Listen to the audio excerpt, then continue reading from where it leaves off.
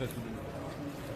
না, আপনারা জানেন যে নীতি আয়োগ তো অলরেডি আমাদের ত্রিপুরার বিষয়ে ওনারা খুব খুশি আমাদের পারফরমেন্স দেখে। তো যে কারণে যে ম্যাডাম যে ইনি এসেছিলেন নীতি আয়োগের মেম্বার, তো উনি এসে বললেন যে আমরা কয়েকটা বিষয়ে আপনাদেরকে যে টেকনিক্যাল সাপোর্ট, আমরা যে টিআইএফটি বানিয়েছি এটাকে কীভাবে এই টিআইএফটির মাধ্যমে কী কী টেকনিক্যাল সাপোর্ট দেওয়া যায়, বিশেষ করে ট্যুরিজমের উপরে, আইটির উপরে, আপনার পর্যটনের উপরে, এরকম কয়েকটা বিষয়ে বলছে স্পেসিফিক, ইভেন স্পোর্টসের বিষয়ে উনি বলেছেন এইগুলোর উপরে উনি টেকনিক্যাল সাপোর্ট বা আদার্স ওয়াইজ যে সাপোর্ট দেওয়ার সেগুলো দেবেন। এবং খুব ভালো কথাবার্তা হয়েছে। আপনারা জানেন যে নীতি আয়োগ অলরেডি আমাদের ফ্রন্ট রানার স্টেট হিসাবে অলরেডি ওনারা ঘোষণা দিয়েছেন।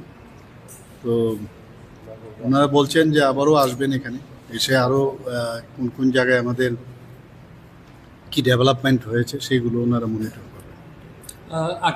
আগামী মাস থেকে কার্যত এসআইআর শুরু হচ্ছে ত্রিপুরাতে, বিশেষ করে সীমান্ত রাজ্য হওয়ার কারণে সরকারের পক্ষ থেকে নির্বাচন কমিশনের কাছে কোনো রকমের প্রস্তাব বা যাতে ভোটাররা প্রত্যেকেই নথিবদ্ধ হয়, আপনাদের কোনো সাজেশন কিছু নেই? না, এগুলো তো আমরা বলেই দিয়েছি। এসআইআর তো আমার আপনারা সবাই জানেন যে অলরেডি আমি একটা বক্তব্য আমি এক জায়গায় দিয়েছি।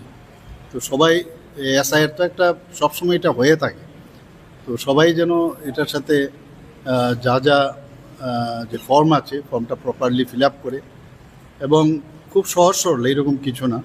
তো এগুলো ফিল আপ করলে আমাদের, কারণ এই যে পপুলেশনের উপর ভিত্তি করে আগামী দিনের যে বাজেট, কোন কোন জায়গায় আমাদের কাদের জন্য বাজেট করবে, তো সেন্ট্রাল গভর্নমেন্ট তো এই কারণেই করে এসআইআরটা।